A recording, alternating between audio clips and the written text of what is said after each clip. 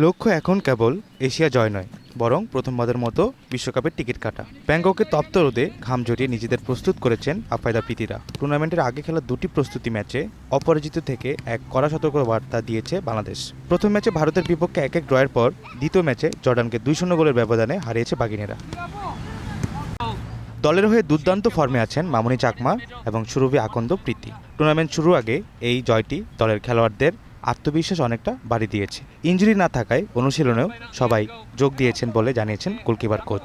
আজকে সকাল থেকে আবার আমরা আমাদের টুর্নামেন্টের জন্য নিজেদের প্রিপেয়ার করা শুরু করেছি। আলহামদুলিল্লাহ আজকে সকালে ট্রেনিং সেশনটা খুবই ভালো হয়েছে। ছোটোখাটো কিছু ইনজুরি ছাড়া বড় ধরনের কোনো ইনজুরি টিমে নেই। সবাই ট্রেনিংয়ে জয়েন করেছে। আজকে পুরো স্কোয়াড আমরা পেয়েছি।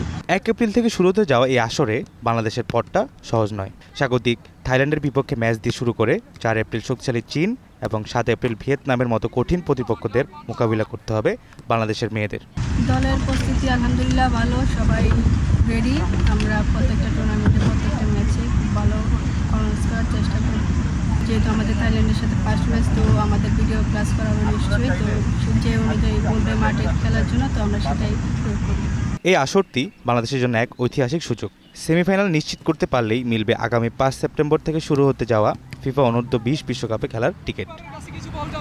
Nazim Mahmud, green news desk.